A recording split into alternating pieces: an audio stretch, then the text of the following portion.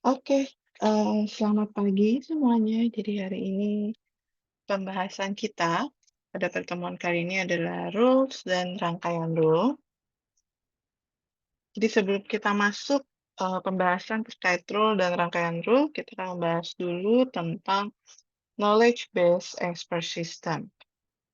Jadi untuk knowledge based expert system, dia adalah program pemberi nasihat yang terkomputerisasi yang ditujukan untuk menirukan atau menggantikan proses reasoning atau penalaran dan knowledge dari para pakar dalam menyelesaikan permasalahan yang spesifik. Nah, eh, pada knowledge based expert system di sini ada beberapa komponen utama ya, seperti yang kita sudah bahas di pertemuan sebelumnya. Yang pertama ada basis pengetahuan.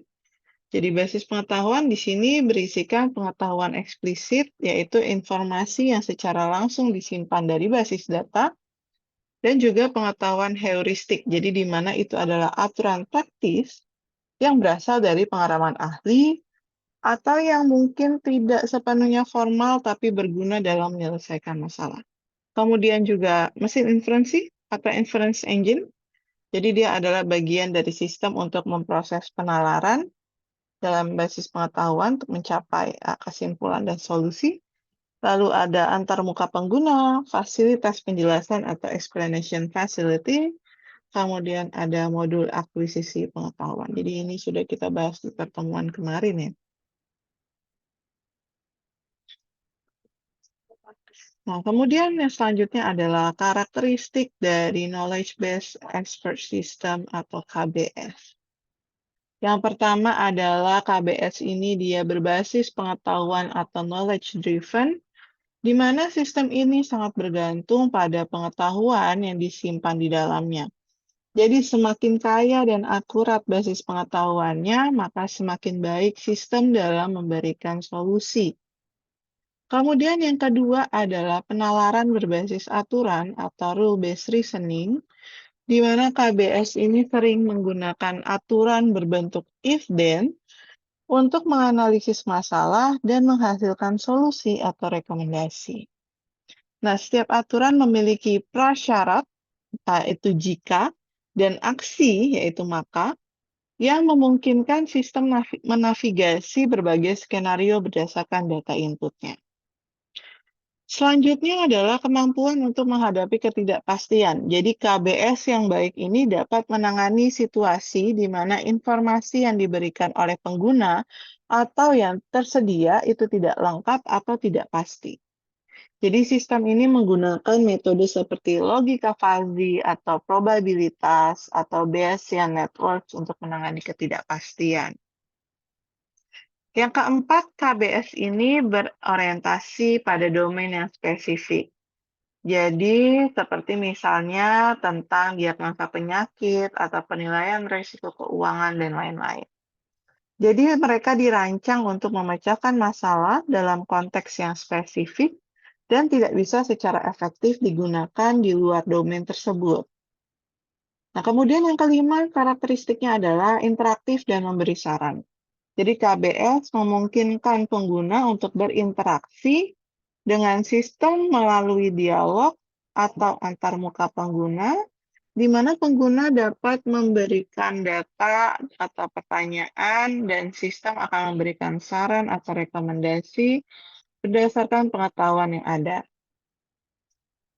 Yang keenam, yang terakhir ya, adalah kemampuan untuk belajar. Jadi beberapa KBS dia memiliki kemampuan untuk belajar dari pengalaman atau input baru yang dimasukkan oleh pengguna atau dari hasil proses sebelumnya.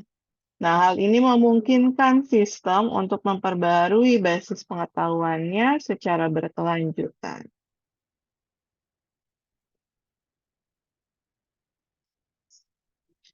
Nah, kemudian kita masuk kepada rules dan rangkaian rules. Nah, di sini ada rules-nya. Jadi, rules di sini ada satu rules, dia memiliki dua klausa. Yang pertama adalah antecedents, yaitu if part, yang dihubungkan oleh operator and atau mungkin operator or. dan satu konklusi atau conclusion ya consequence yaitu then part-nya. Jadi kalau kita lihat di sini if part ini dimulai dari pertama ada rule number-nya ya, kode dari rules-nya.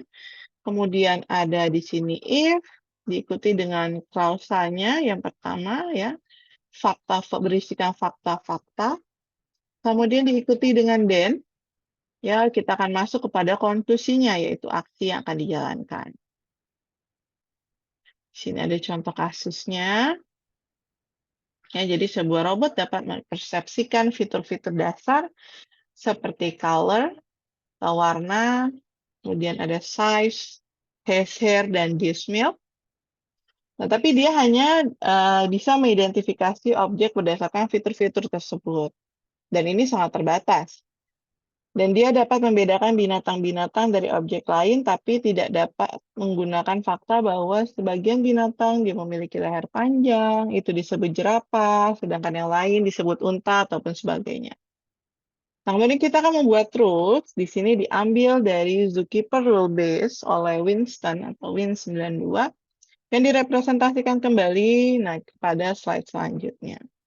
Ya, jadi di sini rules-nya dibuat berdasarkan dari Zookeeper Rule Base. Jadi di sini adalah sumbernya, sumber pengetahuannya. Nah, bagaimana cara kita membuat rule? Yang pertama adalah kita menentukan pakar atau sumber pengetahuannya. Ya, kalau dalam contoh ini adalah tadi si Zookeeper Rule Base. Nah, kemudian akuisisi pakar untuk mendapatkan konklusi dan causesnya. Kemudian kita akan merepresentasikan ke dalam rules. Nah, jika dia punya banyak rules, maka kita akan membuat rangkaian rule yang bertingkat. Rangkaian rule terdiri dari beberapa rule yang saling berhubungan. Jadi rule-nya tidak berdiri sendiri. Seperti itu.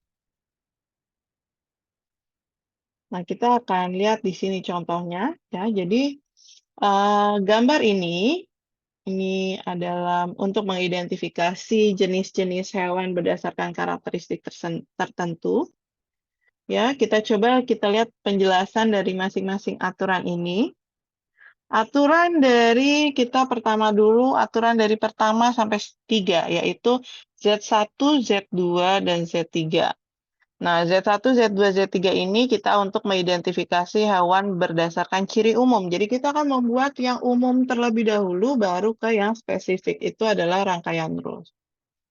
Yang pertama kita lihat Z1. Z1 ini jika misalnya si X-nya itu memiliki rambut, maka dia adalah mamalia. Ini adalah ciri umum ya. Jadi ini adalah aturan umum untuk mengidentifikasi mamalia berdasarkan ciri fisik rambut. Kemudian Z2, dia menghasilkan susu, maka dia adalah mamalia. Berarti pada aturan ini, dia mengidentifikasi mamalia berdasarkan fakta bahwa mamalia menyusui anaknya. Seperti itu. Nah, kemudian Z3 dia memiliki bulu, ya dia adalah burung. Nah, aturan ini digunakan untuk mengidentifikasi burung dari bulu sebagai ciri utamanya. Nah, ini untuk Z1, dan sampai dengan Z3. Nah, kemudian kita masuk ke aturan keempat atau Z4.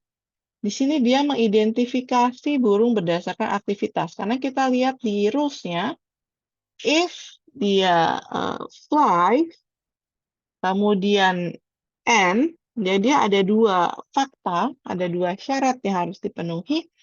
Fly and lay eggs, ya, jadi dia bertelur, maka dia adalah burung. Ya, jadi ini adalah kombinasi ciri aktivitas dan reproduksi digunakan untuk menyimpulkan bahwa hewan tersebut adalah burung. Kemudian aturan kelima sampai dengan keenam. Nah, kita lihat yang 5, Z5, if X is a mammal, and, ya, karena di sini dia ada 2, and eats meat, jadi kalau misalnya dia mamalia dan memakan daging, maka dia adalah karnivora. Jadi ini mengidentifikasi karnivora terlebih dahulu. Jadi aturan dasarnya untuk mengidentifikasi mamalia karnivora berdasarkan pola makan. Untuk yang Z6, di sini ya mamalia, gigi tajam, cakar, dan memiliki mata yang menghadap ke depan, maka dia adalah karnivora. Nah, di sini dia memberi lebih banyak detail fisik untuk mengidentifikasi karnivora, termasuk gigi, mata, seperti itu. Nah, untuk Z7 sampai dengan Z9 ini mengidentifikasi apa di sini adalah ungulata dan karnivora tertentu. Jadi dia mulai dari dasar sampai dengan yang dia lebih spesifik. Untuk aturan 10 sampai 12 juga mengidentifikasi hewan berdasarkan warna dan pola fisik. Nah, ini mulai ya ke jenis-jenis hewannya secara spesifik. Z10 dia digunakan untuk mengidentifikasi harimau berdasarkan ciri fisik, berwarna dan garis. Z1 ini untuk jerapah, seperti itu. Z2 untuk mengidentifikasi zebra. Nah, kemudian aturan 13 sampai 15 kita lihat di sini untuk mengidentifikasi burung berdasarkan kemampuan terbang dan fitur fisik. Ya, kita lihat Z13 ini ada dia tidak bisa burung tidak bisa terbang dan memiliki kaki panjang, leher panjang. Dia adalah burung unta. Ya, seperti ini dari ciri fisik dan ketidakmampuan terbang. Kemudian Z14 untuk mengidentifikasi penguin, Z15 untuk mengidentifikasi albatros. Nah, jadi aturan-aturan ini membentuk suatu jaringan penalaran atau basis pengetahuan dalam sistem pakar menggunakan aturan if-then untuk menarik kesimpulan. Nah, berdasarkan informasi awal yang diberikan seperti ciri fisik atau aktivitas fisik, sistem ini akan menerapkan aturan-aturan ini untuk menemukan jenis hewan yang dimaksud. Seperti itu. Ini untuk penjelasan rangkaian rule yang dihasilkan. Nah, kita akan coba cara kerja dan rangkaian rule-nya. Kita akan melihat hewan apa berdasarkan fakta yang diberikan oleh user. Nah, faktanya adalah dia memiliki rambut, makan daging, has tawny color, dan memiliki strip hitam. Nah, kita akan mengecek dulu dari rule pertama sampai dengan terakhir. Nah, kita lihat dulu rule pertama. Z1. Jadi Z1 di situ dia memiliki fakta bahwa kalau dia memiliki rambut, dia adalah mamalia. Nah, berarti kita lihat di sini dia memiliki fakta yang sama. Berarti dia nilainya adalah true atau sesuai. Jadi, kita akan memperbaharui fakta yang kita dapat. Ya, kita menemukan fakta baru nih, kesimpulan baru. Jadi, kita akan menghapus fakta yang sudah dieksekusi. Jadi, kita hapus si hair dan kita tambahkan mamal. Nah, kemudian kita ke Z2, itu tidak memiliki rambut, berarti false. Begitu juga Z3 dan Z4, kemudian kita lihat pada Z5. Nah, di sini Z5 dikatakan bahwa jika dia mamalia dan memakan daging, maka dia adalah karnivora. Nah, berarti kita mendapatkan nih fakta baru, yaitu karnivora. Nah, kita akan perbaharui, berarti kita akan coret makan dagingnya, dan mamalianya, lalu menambahkan karnivora di faktanya. Jadi fakta baru. Ya. Kemudian kita lanjutkan lagi ke Z6. Di sini dia nilainya false sampai dengan Z9. Lalu kita ke Z10. Di sini Z10 dia bilang dia memiliki tawny color, black strip, dan karnivora. Nah, semua faktanya itu terpenuhi. Ya, maka kita bisa katakan bahwa kita tambahkan fakta baru ya. Jadi dia ada is a tiger. Kita coret semua yang tadi sudah dieksekusi. Karena sudah mendapatkan fakta terakhir, ya, jika semua fakta sudah selesai dieksekusi, maka stop menjalankan rules. Dan kesimpulan akhir yang kita dapatkan adalah dia adalah tiger. Nah, penarikan kesimpulan ini kita sebut dengan inferensia.